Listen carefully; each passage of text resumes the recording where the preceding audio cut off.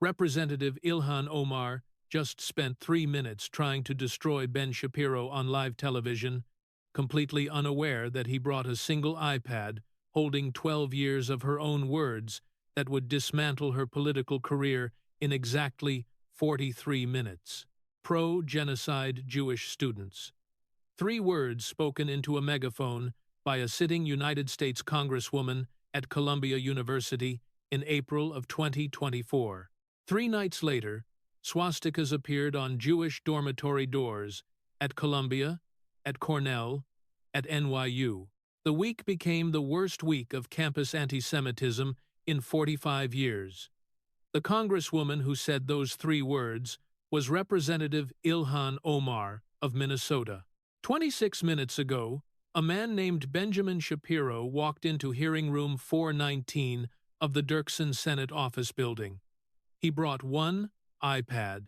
On the iPad were 412 documented public statements made by the congresswoman over 12 years. Statements about Jews, about Israel, about American military veterans, about a baby named Kafir Bibbas. He brought no witnesses. He did not need any. Across the witness table, Shapiro looked at the congresswoman over the iPad in his hand. His voice was quiet. Congresswoman, 12 years, 6 clips, 5 entities, 11 days, 1 Bibbas family. Hit that like button and subscribe, because in the next 43 minutes, you are going to watch a Jewish commentator from Burbank, California, play Representative Ilhan Omar, her own 12 years of public statements, and force her to answer the only question that matters. Did you mean what you said? Let's go back 26 minutes to the moment Ilhan Omar made the worst mistake any politician can make in front of a man with an iPad and a memory. She tried to play the victim. Representative Ilhan Omar wore a navy blazer over a white blouse. Her hijab was pinned with a small silver pin shaped like the state of Minnesota. The pin caught the light from the C-SPAN camera. She had been speaking for 3 minutes. The hearing was titled Anti-Semitism in U.S. Foreign Policy and Member Conduct. It was being held in hearing room 419 of the Dirksen Senate office building. That room is the largest hearing room in the United States Senate. 5.4 million Americans were watching the hearing live. Omar was not done with her opening attack. I find it concerning, she said, that the Senate's expert witness on anti-Semitism today is the founder of the Daily Wire. The Daily Wire is funded by hedge fund donors and natural gas executives. Mr. Shapiro is not a neutral expert. He is a paid commentator. His income depends on selling outrage to a conservative audience. He has been talking about me on his show for the past 5 years. He has called me a fraud, a hypocrite, a Jew hater, a threat to the United States. She paused for effect. The cable news instinct was on full display. I have received hundreds of death threats, she continued, many of them traceable to listeners of his show. So before this committee asks Mr. Shapiro about my conduct, I would ask the committee to remember something. The conduct of paid commentators who have spent 5 years monetizing my existence is its own question. I would ask the committee to keep them separate. She sat back. In the wings, her communications director nodded. The communications director was a young woman named Imani Hassan. She had been with Omar since 2019. What Omar did not know was this. The man across the witness table had spent the previous evening in a small office in Nashville. He had worked alone with 1 staff member.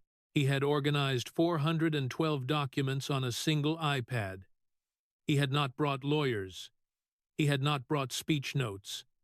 He had not brought a folder of papers. He had brought 1 iPad and 1 glass of water. The iPad sat on the witness table, screen up. Across the aisle, Benjamin Shapiro did not respond. He set down his glass of water. 1 single motion. He picked up the iPad. He tapped the screen once. The screen lit up. 5 seconds passed. Shapiro turned the microphone toward himself. His voice was fast, but not unkind. It was clinical. Congresswoman, thank you. I will address all 6 points in your opening statement in order. Quickly, because the committee's time is finite and the documented record is long. First, the Daily Wire's funding. The Daily Wire is funded by approximately 1 million paying subscribers. They pay $13 a month. That is public information. The hedge fund references in your statement come from early seed investors from 2015. The largest of those investors funded the company for 1 round. They have not been operationally involved in 7 years. Their total contribution to the Daily Wire was less than 4% of company revenue last year. The math is publicly available. Second, the death threats you have received. I am sorry for those threats. I have publicly condemned every death threat against any member of Congress, including you, on multiple occasions. Those condemnations are archived. They are searchable. Third, the framing that I am monetizing your existence. He paused. He picked up the iPad. He held it up so the cameras could see. Then, he spoke. Congresswoman, I want to address that one carefully, because the framing implies a moral equivalence I do not believe exists. In 15 years of public commentary, I have never called for the United States to abandon its alliance with the State of Israel. I have never suggested that American support for any foreign country was, quote, all about the Benjamins, end quote. I have never stood at a college encampment and called Jewish students pro-genocide. I have never voted on the floor of the United States Congress against a resolution that did one thing: condemn the people who beheaded babies. He let those 4 sentences sit for a moment. You have, Congresswoman. He set the iPad down. And the difference between us is the difference between speech and law. Words have consequences for me. Votes have consequences for everyone. He paused. Today, the Senate Foreign Relations Committee asked me to walk through your documented record, your public statements about Jews, about Israel, about American military veterans, about the 7 million American Jewish citizens whose grandparents came to this country to escape exactly the medieval tropes you have repeated twice in the past 12 years. He picked up the iPad again. The record begins on the 22nd of May 2012, with one tweet, 83 characters, about a country called Israel, and a verb called hypnotized. Shapiro tapped the iPad screen. The screen lit up with Omar's tweet from the 22nd of May 2012. The cameras zoomed in. Congresswoman, Shapiro said, I am going to read your tweet word for word. He read slowly. The chamber listened. Quote, Israel has hypnotized the world. May Allah awaken the people and help them see the evil doings of Israel. End quote. He set the iPad down. That tweet was posted on your verified Twitter account. You were 29 years old. You had a degree in international studies. You were running for political office in Minnesota. He paused. The word you used in that tweet, Congresswoman, the word hypnotized, used in connection with Jews, used to describe Israel's influence on the world. That word is not a new word in the recorded history of anti-Semitism. That word is one of the oldest tropes. In 1940, Shapiro continued, the Nazi propaganda film The Eternal Jew used the exact phrase in German. The German phrase was Juden haben die Welt hypnotisiert. The English translation is, the Jews have hypnotized the world. He paused. Same word, Congresswoman. The word the Nazi propaganda ministry chose in 1940 to teach the German people that the Jews were a hidden, manipulative, evil force. The word the Nazi ministry chose 3 years before the gas chambers opened at Auschwitz. You used that same word, Congresswoman, in English, on Twitter. In May of 2012, a few seconds passed. Shapiro picked up the iPad. He tapped a different screen. He held it up. Now, 7 years later, the 10th of February 2019, you posted another tweet. Quote, "It's all about the Benjamin's baby." End quote. He set the iPad down. In American slang, Shapiro said, "The word Benjamins refers to $100 bills. The slang comes from Benjamin Franklin, Mr. Franklin was not Jewish. He never was. So, the word Benjamins by itself refers to dollar bills generally. But the phrase all about the Benjamins used in connection with Israel and the American Israel Public Affairs Committee has been an anti-Semitic dog whistle in American political discourse for at least 15 years. Before you tweeted it, conservative writers had documented the phrase. Liberal writers had documented the phrase. The Anti-Defamation League had documented the phrase. Everyone in the Jewish community knew the phrase, which is why 24 hours after you tweeted, the Speaker of the House issued a public statement condemning your tweet. Speaker Pelosi, a Democrat, from your own party, the first time in modern American history that a Speaker of the House had to publicly condemn anti-Semitism by a member of her own party. The hearing room was silent. Shapiro could hear the fluorescent lights humming above the bench. Omar lifted her chin. Her voice was the practiced voice she used on cable news. "Mr. Shapiro," she said, "when I posted the 2012 tweet, I was a young Somali-American refugee. I had not yet been exposed to the full history of European anti-Semitism. I have stated publicly multiple times that I am being educated by Jewish allies and colleagues about the painful history of anti-Semitic tropes. I have apologized for the language I used in 2019. I am still learning. The Jewish community has been very patient with me. I am very grateful for that patience." She finished. She sat back. The press section moved.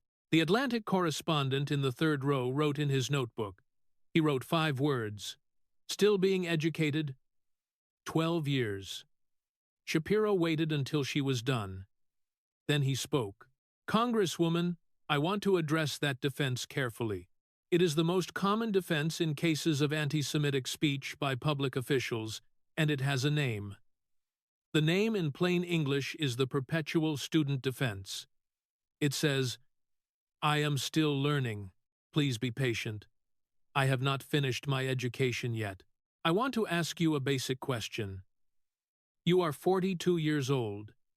You graduated from North Dakota State University in 2011. You have served in the Minnesota State House. You have served in the United States House of Representatives for 7 years. You have sat on the Foreign Affairs Committee. You have been the subject of 2 separate Speaker-issued condemnations of anti-Semitism in 2019 and in 2023. By your own count, you have apologized for anti-Semitic statements at least 6 times. At what point, Congresswoman, at what age, in what year? After how many apologies does the "I'm still learning" defense expire?" Silence in the room. Shapiro continued, "Because the country has been listening, Congresswoman. The Jewish community has been listening for 12 years. The Jewish community is not asking you to be perfect. The Jewish community is asking you to demonstrate, at year 12, that you have, in fact, learned. The way an adult demonstrates learning is by stopping the behavior. You have not stopped the behavior. You repeated the trope in 2019. You used the phrase pro-genocide Jewish students in 2024. The behavior, Congresswoman, has been continuous. He let that sit. At year 12, Congresswoman, I'm still learning is no longer a defense. It is, in plain English, a confession. Either you have learned and you are repeating the trope deliberately, or you have not learned after 12 years, in which case you are the only person in modern American politics who has been educated by allies for a decade and remained at the end of it exactly as ignorant as when you started. He let that sit. There is no third option, Congresswoman. There rarely is. He picked up the iPad, set it down again. And Congresswoman, I want every American watching this hearing to remember one specific number: 6. By your own public count, you have apologized for anti-Semitic statements at least 6 times. The country has tracked them. The Anti-Defamation League has tracked them. Your own party has tracked them. 6 apologies, Congresswoman, each one followed by another statement. Each new statement followed by another apology. The pattern, in plain English, is not the pattern of a person who is learning. The pattern is the pattern of a person who has discovered something that apologize, repeat, apologize, repeat is a sustainable political strategy. As long as your party protects your seat on the Foreign Affairs Committee, the Jewish community, Congresswoman, has been listening to the apologies for 12 years. The Jewish community is not asking you for another apology. The Jewish community is asking the Democratic Party, quietly, in synagogue parking lots after services, in Jewish community center board meetings, at Jewish Federation dinners. The Jewish community is asking, why does this member of Congress still have her seat on Foreign Affairs? That is the question the country today is going to hear asked out loud. In the wings, Imani Hassan closed her phone screen. She did not put the phone down. She held its screen down. The way people hold phones when they realize the message discipline they had been hired to enforce has a structural flaw they had never been told about. Hit that like button if you have ever in your life heard a Jewish commentator tell a sitting congresswoman on a federal microphone that "I'm still learning" is no longer a defense at year 12. Comment "still learning" if this is the first time you have heard the perpetual student defense called what it is. Subscribe, because the next bomb is about a tweet from June 2021 about 5 entities. The first entity was the United States. The 5th entity was the Taliban. Shapiro tapped the iPad. New screen. Congresswoman. The 10th of June 2021. Shapiro said, 238 inches the afternoon. Eastern Time. You posted on your verified Twitter account the following statement. He read, his voice flat, quote, "We have seen unthinkable atrocities committed by the U.S., Hamas, Israel, Afghanistan, and the Taliban. I asked Secretary Blinken where people are supposed to go for justice." End quote. He set the iPad down. 5 entities, Congresswoman, he said. The United States, Hamas, Israel, Afghanistan, the Taliban. You equated them in one tweet as entities that have all committed, quote, unthinkable atrocities, end quote. He paused. In plain English, Congresswoman, I want every American watching this hearing to hear this slowly. You put the United States Marine Corps in the same moral category as Hamas. You put the Israeli Defense Forces in the same moral category as the Taliban. You put the country that gave you refuge, the country that gave you citizenship, the country that gave you a college education, the country that gave you a seat in its Congress. You put that country in the same moral category as a terrorist organization, the terrorist organization that has killed approximately 2,600 American troops in Afghanistan since 2001. The chamber went quiet.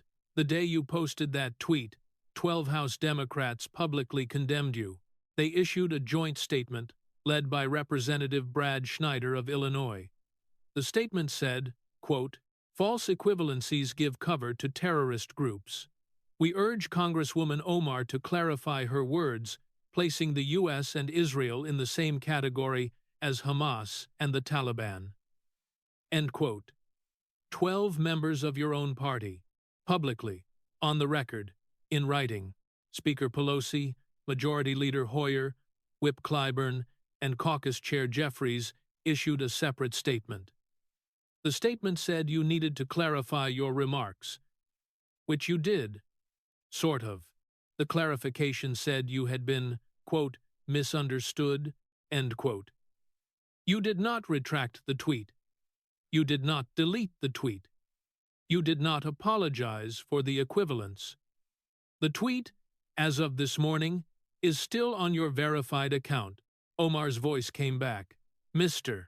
Shapiro, she said. The tweet was a question about the International Criminal Court's jurisdiction over war crimes. The 5 entities I named were entities that have all been the subject of investigations or proceedings related to alleged war crimes. The tweet was a procedural inquiry about international justice. It was not a moral equivalence between the United States military and Hamas. The framing of my tweet as a moral equivalence is a bad faith reading. The conservative media has applied that reading to my statements for 8 years. Shapiro waited until she finished. Then he spoke. Congresswoman, he said, I want to address the procedural inquiry defense briefly. You have in your life attended many memorial services for fallen American service members. Presumably, you have attended Memorial Day events in Minnesota's 5th Congressional District. Presumably, you have met Gold Star families. Presumably, I want you to imagine, Congresswoman, the experience of a Gold Star father, a man in Minnesota, a man who lost his son in Afghanistan in 2010 to a Taliban improvised explosive device. The father reads your tweet on the 10th of June, 2021. The tweet equates his son's killers with his son. Both of them, by the wording of your tweet, committed unthinkable atrocities. What is the Gold Star father, Congresswoman, supposed to do with that tweet on Memorial Day at his son's grave? He paused. Is he supposed to read your clarification, the one that says he misunderstood you? Is he supposed to read your Twitter thread, the one you posted 2 days later, the one that never used the word apologize? Is he supposed to call your office? Is he supposed to write you a letter? In plain English, Congresswoman, there is no procedural defense in international law, in domestic law, in moral philosophy, in plain American common sense. There is no defense that puts the United States Marine who died defending his country in the same moral category as the Taliban fighter who killed him. Every American, Congresswoman, knows the difference. Every single American, including you, which is why 12 members of your own party publicly told you, on the record, in writing, that you had crossed a line. He paused. The line, Congresswoman, was the line between the country that buried its sons and the terrorist organizations that killed them. You crossed that line in one tweet. In 5 years, you have not deleted the tweet. The Gold Star fathers in Minnesota's 5th District noticed. He let that sit. Now, the question I want every American watching this hearing to think about tonight. When they put their phone down, when they go to sleep, how many Gold Star fathers in Minnesota's 5th District voted for you in 2024? Probably not many. Probably not many at all. Because the Gold Star fathers, Congresswoman, they read the tweet. They read your clarification. They read the silence that followed. They drew their conclusions. And the Gold Star fathers today are watching this hearing. Some of them, by the count of veterans organizations that track these things, are watching specifically. They have been waiting 5 years to hear someone on a federal microphone ask the question they have been asking at their sons' graves on Memorial Day. The question, Congresswoman, I will ask it for them.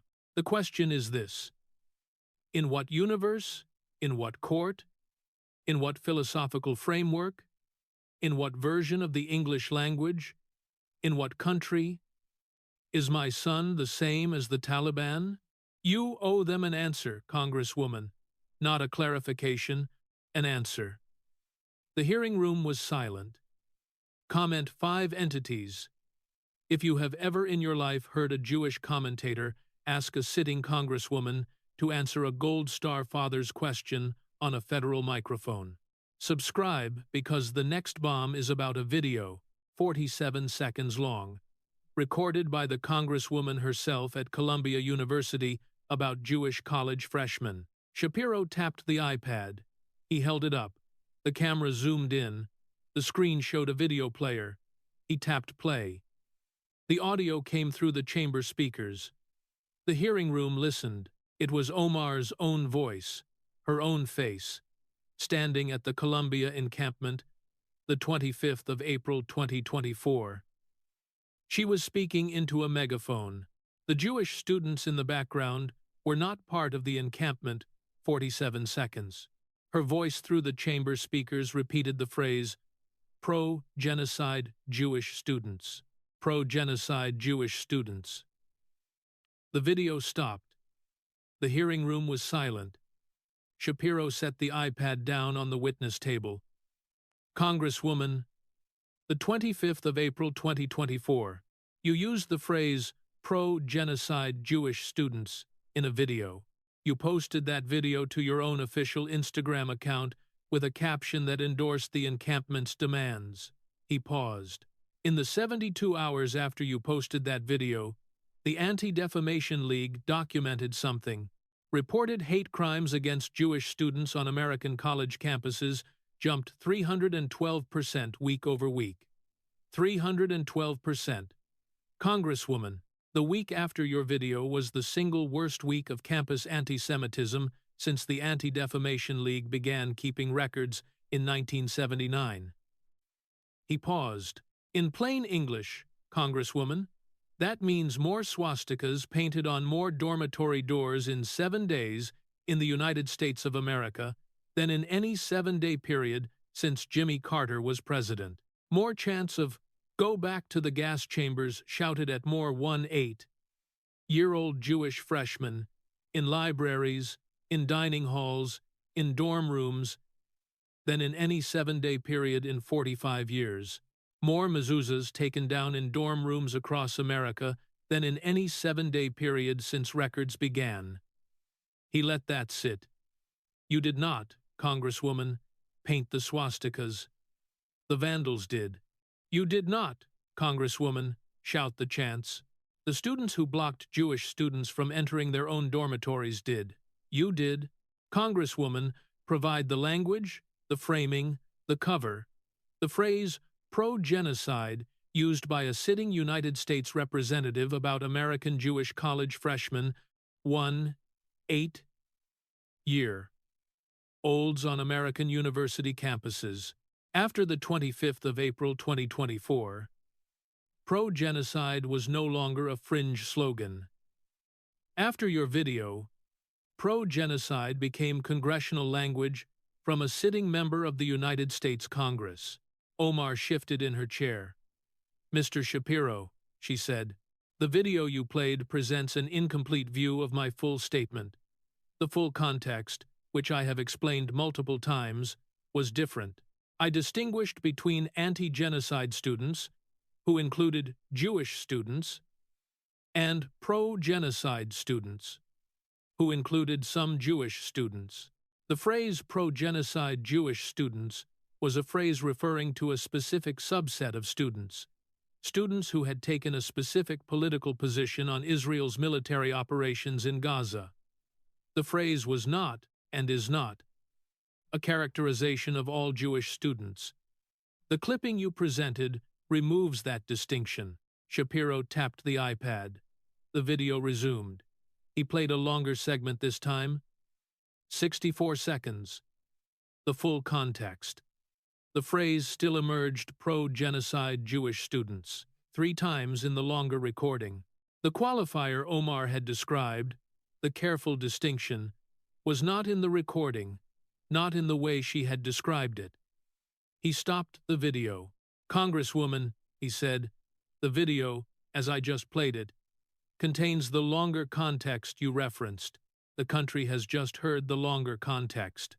The phrase pro-genocide Jewish students appears in the recording 3 times. The qualifier you describe, The distinction between anti-genocide and pro-genocide Jewish students is not articulated as you described it. In plain English, Congresswoman, the explanation you offered to the committee just now about the longer context of the video is not what is in the longer context of the video. The country has heard both. The country can decide which it believes. He paused. Now, whatever the linguistic argument about your phrasing, there is a different question. The question is what you knew the phrase would do to one 8-year-old Jewish freshman on American university campuses in April of 2024, at a moment when anti-Semitism on those campuses was already at a 40-year high. You were not, Congresswoman, a private citizen tweeting from your kitchen. You are a sitting member of the United States Congress, with a verified Instagram account, with 1.7 million followers, with direct access to the news media. You knew, in plain English, you knew that anything you said about Jewish students at Columbia, any phrase, would be amplified across the country within hours. That is your job. That is the job you have. The job is built on the platform you have. He paused. And the question, Congresswoman, the question every Jewish parent of a college student is asking tonight in their kitchens, with their phones in their hands. The question is this. When you use the phrase pro-genocide Jewish students, did you intend? Did you anticipate? Did you consider that the next morning, in dorm rooms across the country, one 8-year-old Jewish freshman would wake up and discover swastikas on their doors? You did not cause those swastikas. The vandals did. But you provided the language.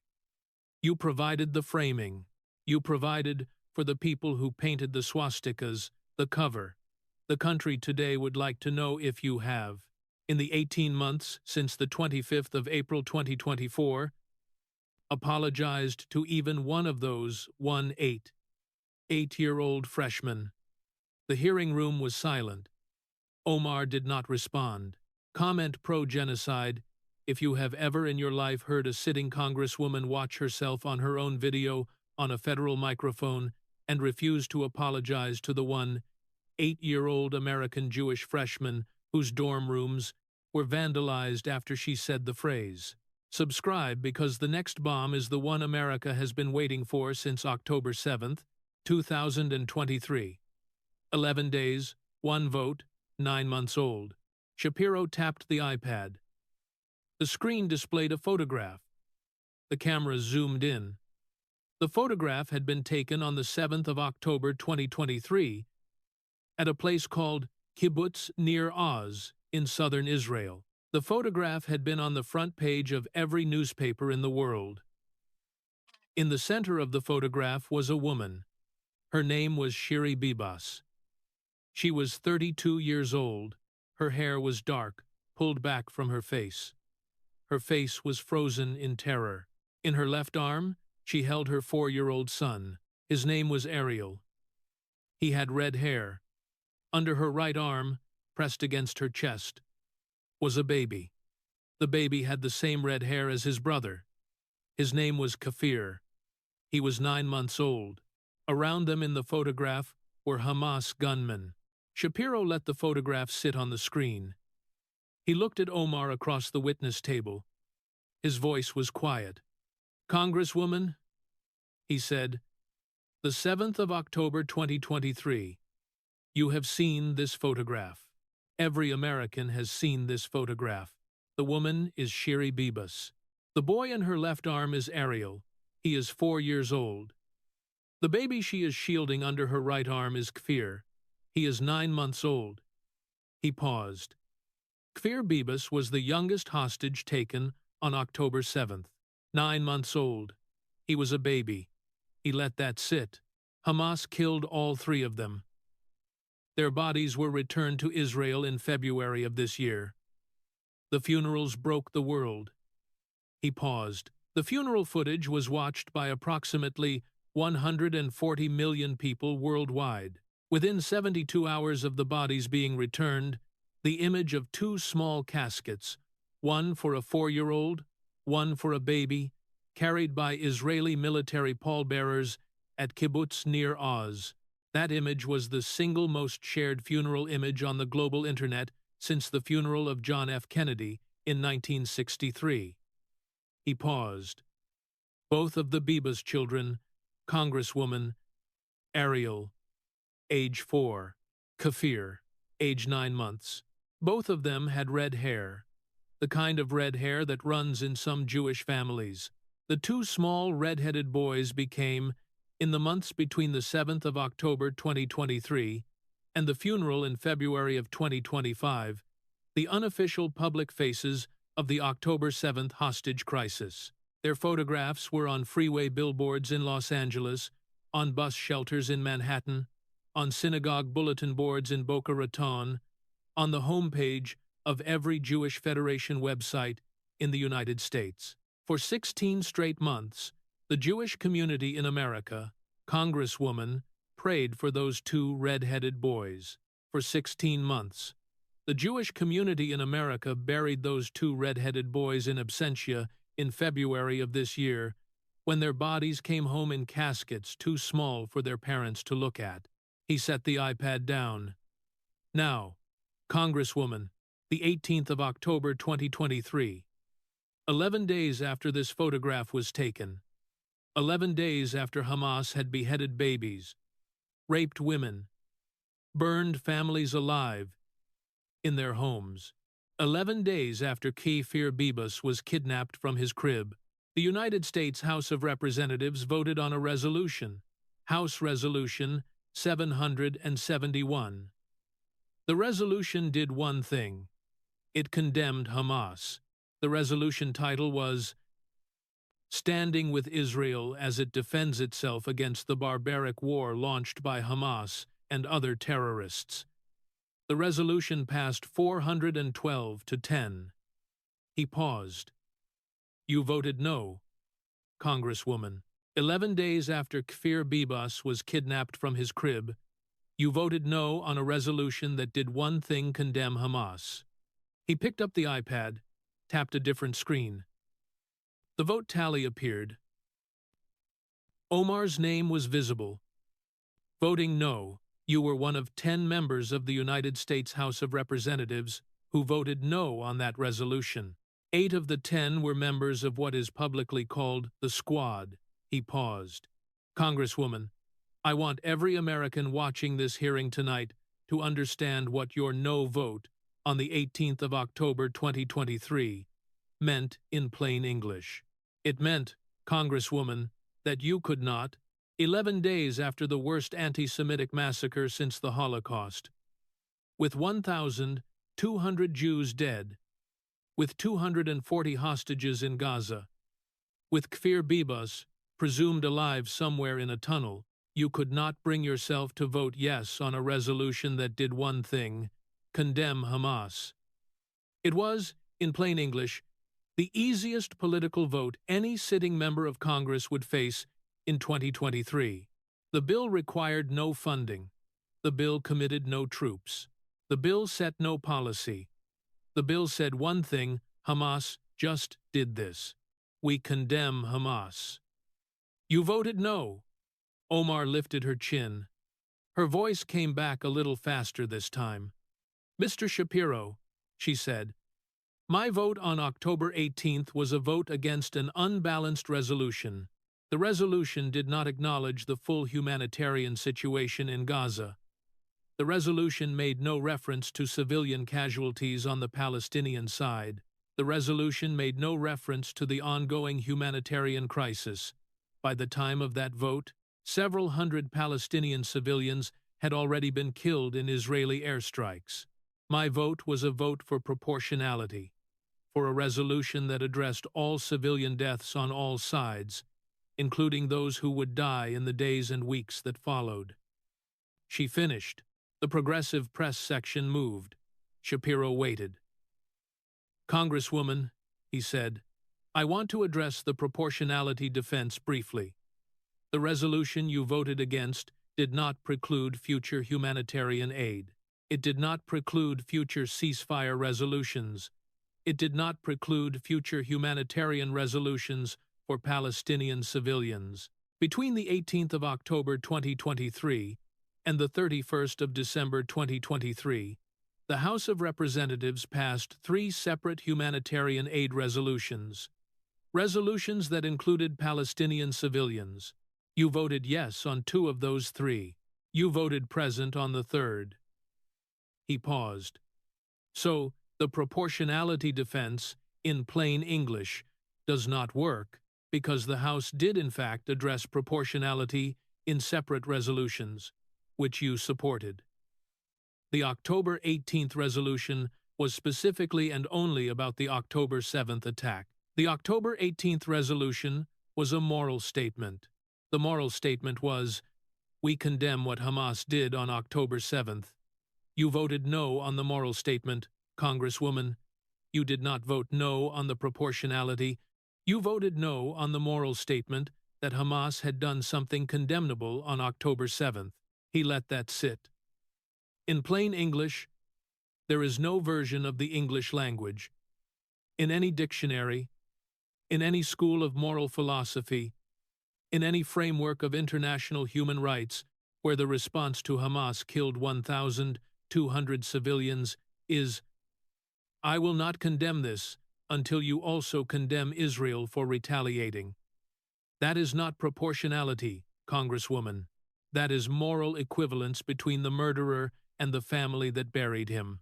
That is what your June 2021 tweet said. That is what your, the 18th of October 2023, vote said. The pattern, Congresswoman, across 2.5 years is the same pattern. He paused.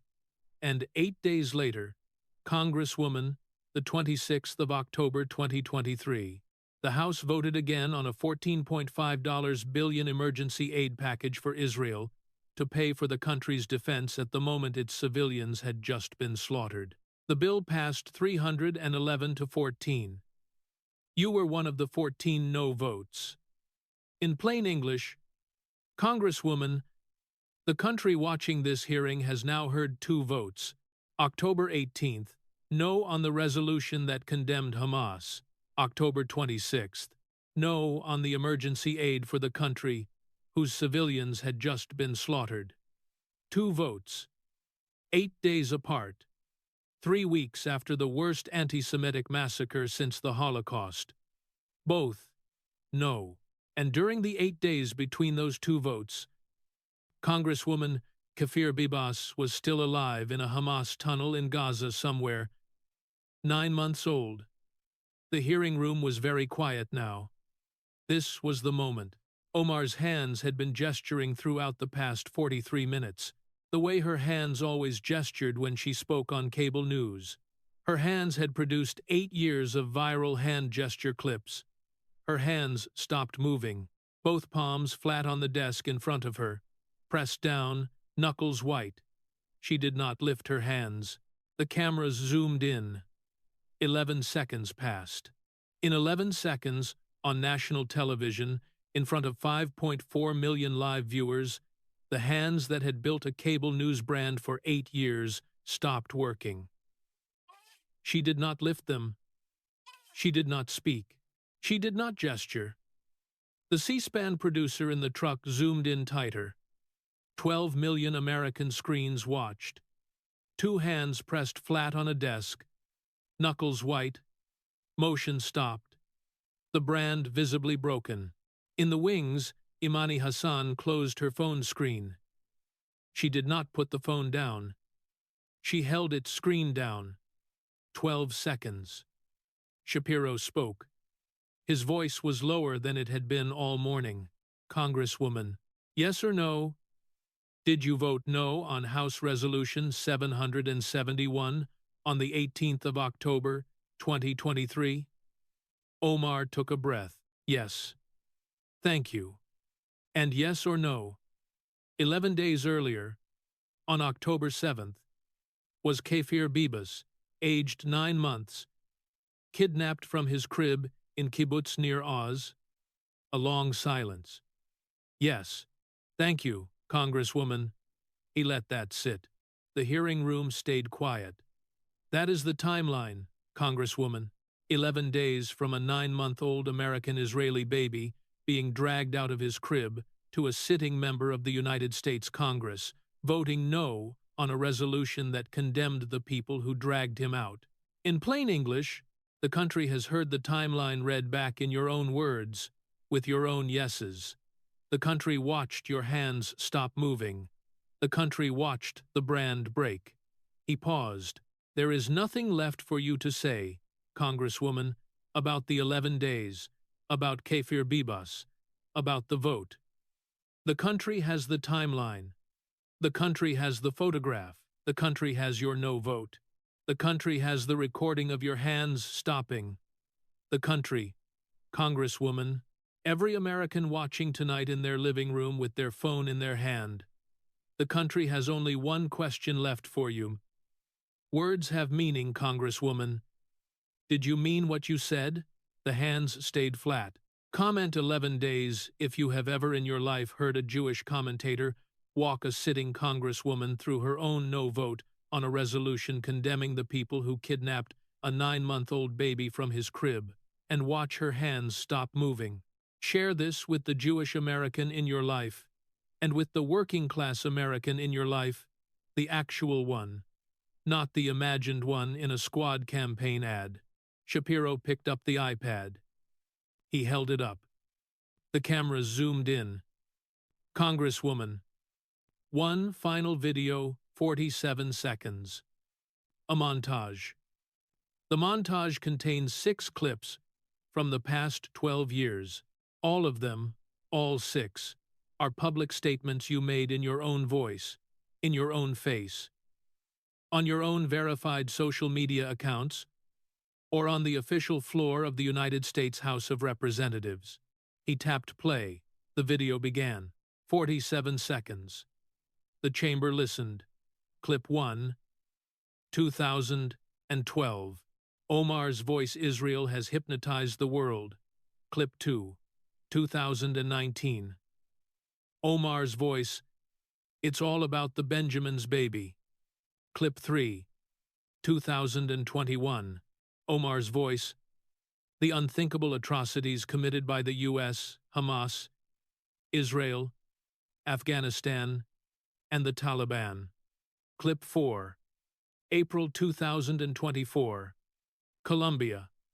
Omar's voice, pro-genocide Jewish students. Clip 5, the 18th of October, 2023. House floor. Omar's vote no on Hamas condemnation. Clip 6, the 26th of October 2023. House floor. Omar's vote no on the $14.5 billion emergency Israel aid package. The video ended. The screen went black. Shapiro did not speak immediately. He let the silence sit on the witness table. The hearing room listened to the silence. Then he spoke, quietly. Congresswoman, 47 seconds. 12 years. 6 clips. You said every word. You cast every vote. The country has on this hearing record for 43 minutes heard every word, every vote, every clip read back to you in chronological order. He paused. The country today has only one question left for you, Congresswoman. Words have meaning. Did you mean what you said? The hearing room was silent. Omar's hands stayed flat on the desk. They did not move. She looked at her communications director. Imani Hassan was no longer looking at her. She looked at the iPad in Shapiro's hand. The black screen reflected her own face. The seconds passed. 1, 2, 3, 4, 5, 6, 7, 8, 9, 10, 11, 12. The framing of this question is fundamentally, she began. Congresswoman, yes or no? Words have meaning. Did you mean what you said? 13 seconds. 14. Omar said nothing. Shapiro nodded once. He set the iPad down on the witness table. Screen up. Black. He turned it off entirely. The screen went dark. Chairman, I yield the remainder of my time. The video evidence is entered into the record. The country can watch it tonight. The chairman gave a 30-minute recess. Omar stood. Her hands came off the desk. They did not gesture. They hung at her sides. She gathered her papers slowly. She did not look at Imani Hassan. She did not look at Shapiro. She walked toward the side door. At the door, she turned. The cameras followed her. Shapiro was still seated. The iPad was on the witness table. Dark. He was not looking at her. He was looking at the iPad. Congresswoman? He paused. The world is watching tonight, Congresswoman. The Jewish community is watching tonight. The Israeli embassy is watching tonight. The 8-year-old freshman at Columbia, who took her mezuzah down, is watching tonight. The Gold Star father in Minnesota's 5th Congressional District is watching tonight. The parents of Kafir and Ariel Bibbas, who buried both of their sons in February, are watching tonight. He paused. The world is not hypnotized, Congresswoman. The world is just reading. She did not respond. She walked out. The door closed behind her with the kind of sound a heavy door makes when nobody on either side wants to slam it, but nobody wants to soften it either. The aftermath came fast. By 11:38 that morning, 4 hashtags had taken the top 4 trending positions on every American platform. Number Word Have Meaning, Number No Hypnotized, Number 1 Days, Number Kafir Bibbas. The 4-7-second montage that Shapiro had played in the chamber was reposted to every major social media platform within 20 minutes of the recess. By sundown, the montage had passed 83 million views. The clip of Omar's hands stopping 12 seconds. No audio. A single producer zoom passed 107 million views. Omar's communications director released a statement at 114 that afternoon. 12 sentences. The statement used the word manufactured 4 times. It used the word theater 3 times. It used the phrase Republican circus twice. It did not mention the Benjamin's tweet. It did not mention the Columbia video. It did not mention the no vote on the 18th of October 2023. It did not mention Kfir Bibbas. That statement, in a way, was the entire scandal in 12 sentences. Because the woman who had built her career on the brand of speaking truth to power had just spent 28 minutes of live television refusing to answer one simple question. Did you mean what you said? And by sundown, her communications director had not put the question, the answer, or the absence of an answer into the public statement. This is the Squad. In a single Wednesday morning, the Squad. Alexandria Ocasio-Cortez, Ilhan Omar, Rashida Tlaib, Ayanna Pressley, plus the rotating cast of allied members who have come and gone since 2018.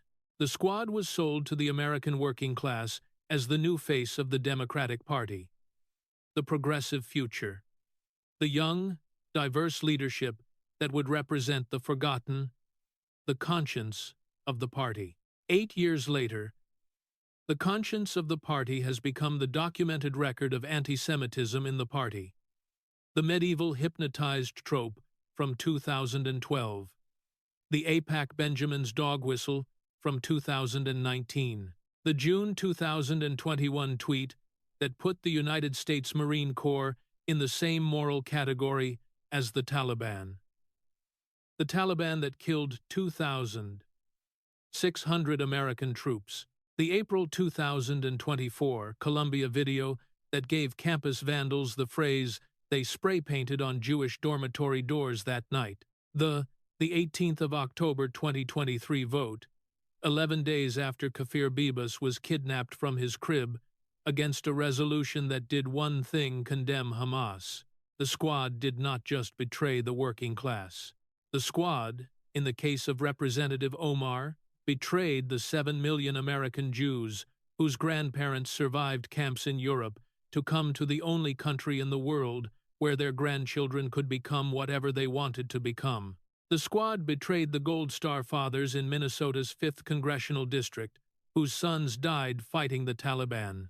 The same Taliban representative, Omar, equated with the United States in a single tweet. The squad betrayed the 18-year-old Jewish freshman at Columbia, who took her mezuzah down on the 26th of April 2024, the morning after the video, who has not put it back up in the 18 months since.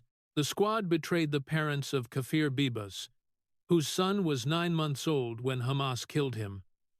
And the Democratic Party, watching all of this for 8 straight years, said nothing. Speaker Pelosi said nothing in 2019 beyond the forced statement that lasted 24 hours and was followed by no consequences. Speaker Jeffries said nothing in 2023. After the no vote on the Hamas condemnation, Speaker Jeffries said nothing in April 2024. After the Columbia video, Speaker Jeffries voted in person in 2024 to reinstate Representative Omar to the Foreign Affairs Committee. Every Democratic leader in Washington, when given the choice between Representative Omar and 7 million American Jews, chose Representative Omar, chose the brand, chose the viral clips, chose the seat on Foreign Affairs, and the 7 million American Jews, the grandchildren of survivors, the 18-year-old freshman at Columbia, the parents in Boca Raton, the synagogue in Pittsburgh that lost 11 worshippers in 2018 and now sits behind permanent armed security, the Gold Star fathers in Minnesota, whose sons were acquainted with the Taliban that killed them, the parents of Kafir Bibbas, who buried their 9-month-old son. They paid the bill. They paid the bill in the medieval trope being repeated by a sitting member of Congress. They paid the bill in a tweet that put their dead sons in the same category as the people who killed them. They paid the bill in a pro-genocide phrase used about their own children. They paid the bill in a no vote, 11 days after the worst anti-Semitic massacre since the Holocaust, on a resolution that did one thing: condemn the killers of 9-month-old Kafir Bibbas. The congresswoman from Minneapolis walked out of the Dirksen building at 1214. Her hands had come off the desk by then. They hung at her sides. She did not gesture. The black SUV at the curb did not know where to take her. Neither did she. The driver, after 23 minutes of circling the Capitol, finally asked, "Congresswoman, where to?" She did not answer, because there was no answer. There is no road in the United States of America today that takes a sitting member of Congress home from a hearing, where her own video of her own voice saying the phrase pro-genocide Jewish students has just been played back to her on sitting time, a federal microphone in front of 5.4 million Americans, in hearing room 419 of the Dirksen Senate office building on a Wednesday morning. The country played 6 clips. The congresswoman from Minneapolis and the squad and the Democratic Party that protected her for 8 straight years could not, on a federal microphone, answer yes or no to whether she meant what she said in any of the 6 clips. If you made it this far, you just heard the morning a Jewish commentator from Burbank, California, sat across from the most followed Muslim congresswoman in American history and read her own 12 years of public statements about Jews, about Israel, about American military veterans, about the 7 million American Jews whose grandparents came to this country to escape exactly the medieval tropes she had been repeating since 2012. He played the clips 47 seconds.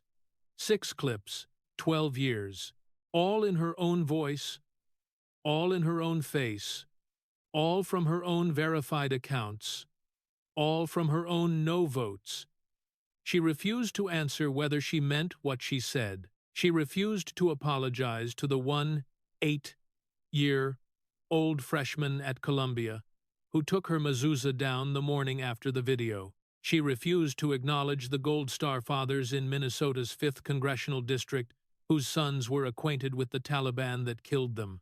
She refused to say the names Ariel, Kafir, Shiri of the Bibbas family, whose funerals broke the world 4 months earlier. She refused on a federal microphone in front of 5.4 million Americans with the cameras on. Smash that like button if you believe a recording of a congresswoman's own voice still beats a press release. Subscribe if you want to see what happens to the rest of the squad in the months ahead. Comment words have meaning if you think the question, "Did you mean what you said?" just became the most devastating 5 words in American political television. Share this with the Jewish American in your life. Share this with the Gold Star father in your life. Share this with the parent of the college freshman in your life, and with every American who watched a sitting member of Congress on national television refuse to answer for her own 12 years of public statements about 7 million of her fellow citizens. Tonight, Congresswoman, when you take that pin out of your hijab in front of your bathroom mirror, the country wants you to know it watched the 6 clips. The country wants you to know it heard the Pelosi condemnation from 2019. The country wants you to know it watched the Bibbas family funeral footage from February of this year. The country wants you to know it watched your hands stop moving for 12 seconds. The country wants you to know, Congresswoman, that the world is watching, and the world tonight is not hypnotized. The world tonight is just reading.